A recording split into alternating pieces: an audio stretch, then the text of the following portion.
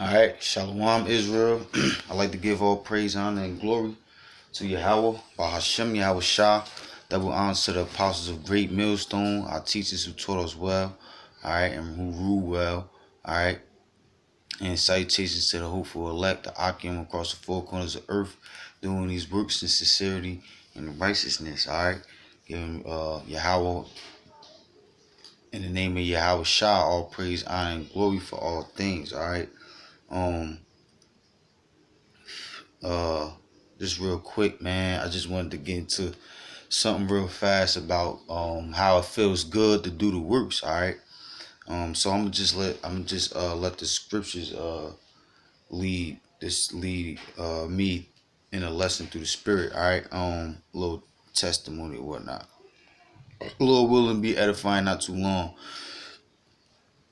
So this is I'm gonna start at Psalms chapter 111, verse 1. It says, "Praise ye the Lord.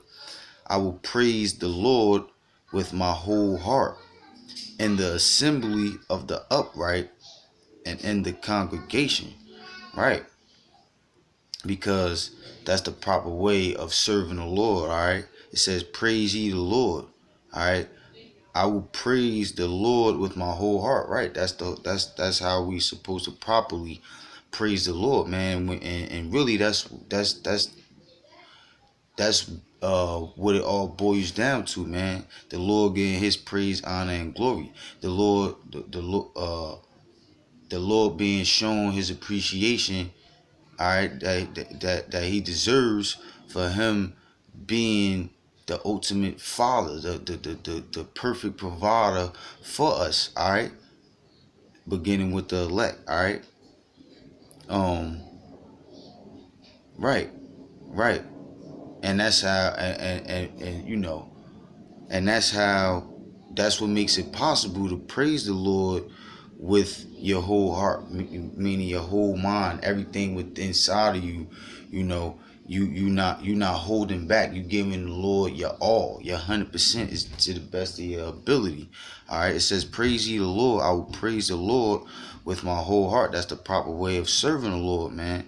All right. The Lord don't want you to be lukewarm. All right. The Lord wants you to be hot hot for this truth, passionate for this truth about Him.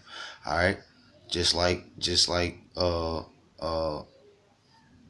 same way that you want your woman to be passionate, loyal, and everything in every way you want your woman to be towards you.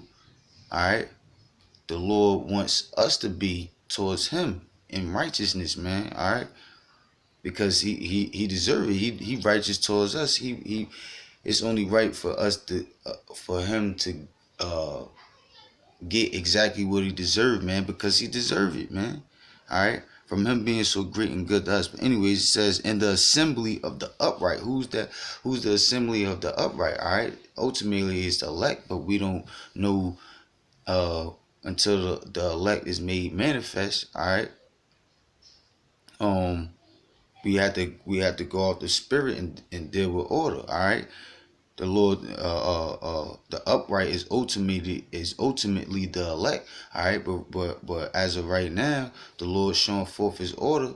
All right, that He set up through the apostles of Great Millstone on down, man. All right, the brothers that's in the true, sincere doctrine of Yahweh Bahashem Yahweh Shah.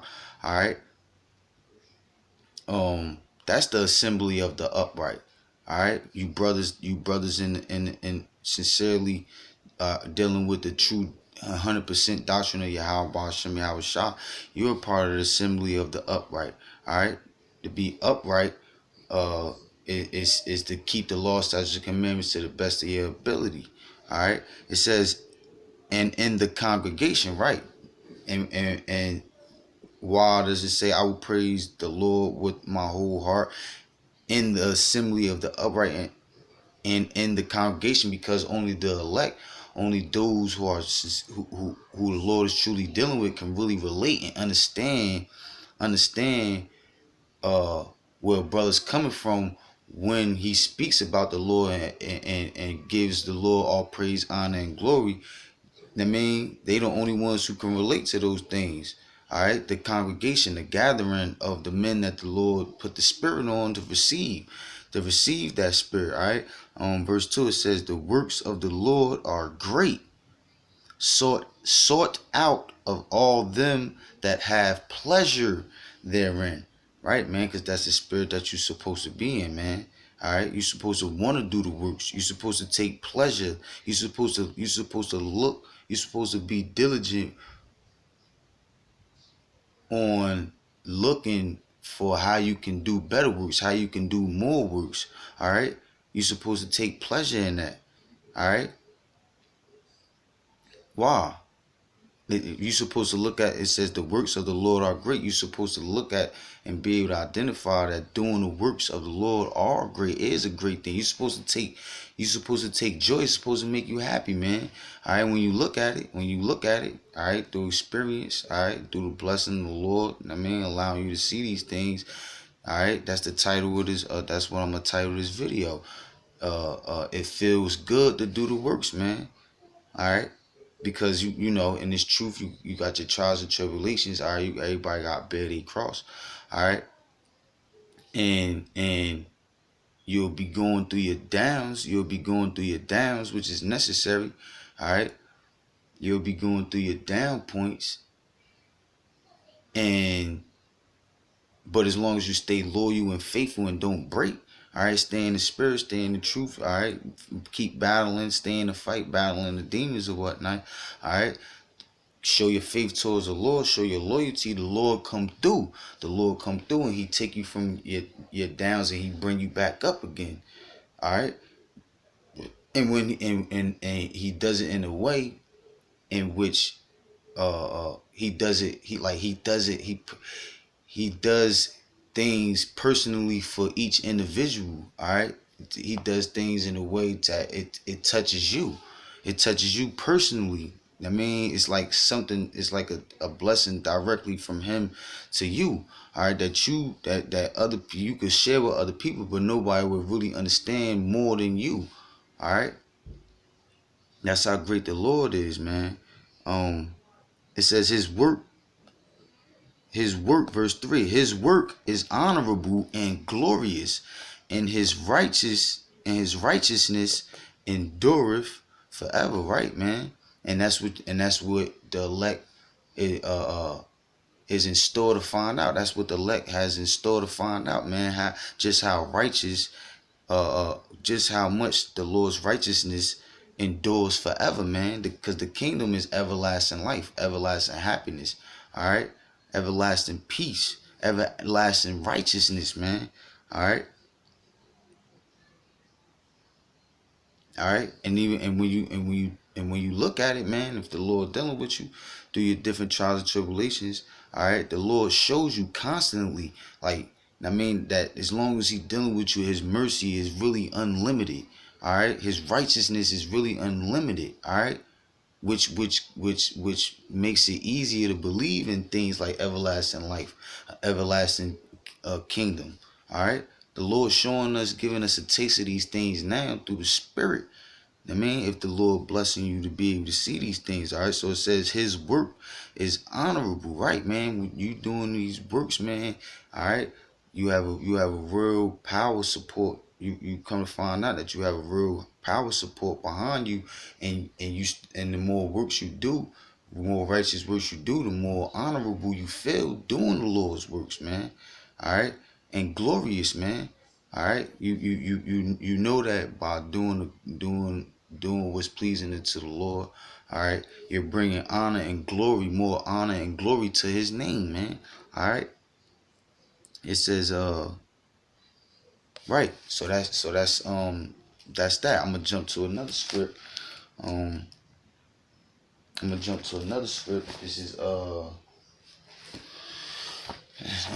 in the Apok. This is Sirach chapter 2. I'm gonna start at 1. It says, "My son, if thou come to serve the Lord, prepare thy soul for temptation." Now the Lord started this off.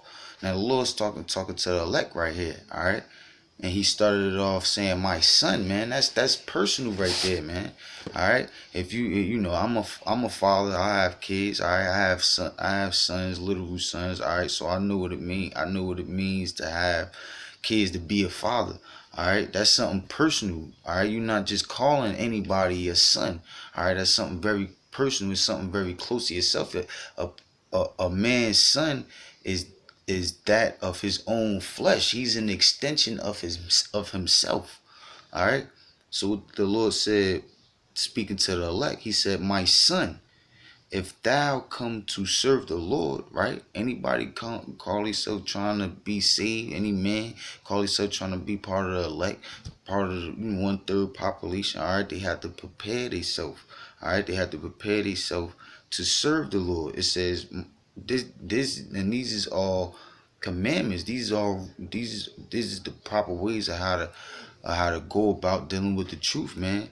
All right, basic instructions, you know what I mean, on how to deal with the truth. It says, "My son, if thou come to serve the Lord," right, "prepare thy soul for temptation." All right, and that's what you gotta do. That's just what it is, man. You gotta bear your cross, man. Yahweh Shai had to suffer. It's only right for us to have to suffer. All right, we deserve it, man. The Lord, to deserve all of mercy and grace that the Lord has, which is everlasting, abundantly everlasting. All right, it's only right that we suffer, because we brought all the suffering upon ourselves, man, for going off, for straying away, serving other gods. You know what I mean, serving these heathenistic gods and things like that. You know, in our past carnations and things like that. All right. It says, "Prepare thy soul for temptation. Set thy heart aright." Get your mind right. Understand. Get this understanding that, look, all right, this truth is not just gonna be a piece of cake. All right, you know,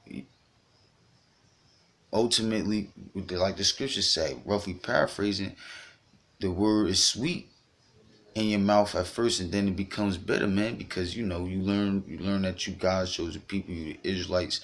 I mean, all these things that feels good, that feeds your emotions, all right, in a way that feels good, but then you find out, like, oh, it's some harsh, it's some enduring hard times that you also gotta deal with this truth also, man. All right, you gotta be prepared for that. You gotta get your mind right and understand that this is what you're gonna have to go through, man. Count the cost, man. All right. It says it says set thy heart aright and constantly endure. All right, why the Lord said constantly? Because he knew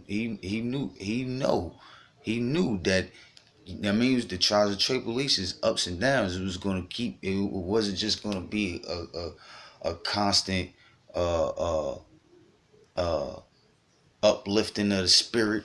I mean, and the kingdom come. Nah, man. And it wasn't going to just be a constant, downs, man. Constant down times. It was going to be ups and downs constantly, and that's mentally tormenting. Mentally tormenting. That's like, it takes real strength to have your emotions manipulated constantly, ups and down, emotional roller coaster, man. That shit is, brothers in the truth know exactly what I'm talking about. All right, it says constantly endure and make not haste in time of trouble. Right, understand that you're gonna have down times, ups and downs, but understand that when it comes down, when it comes time for you to go through your down times, your down parts, you might get depressed, you might be going through things with your woman, your job, you might lose your job. All right, you suffering for the truth. All right, when those times come upon you, it says, uh make not haste in time of trouble. Right, man, don't make temporary decisions on uh uh don't make permanent decisions on temporary emotions, man.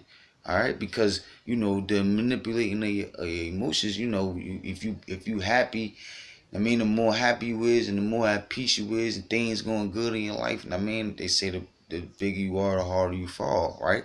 All right. And that's why you're supposed to be filled up with this understanding.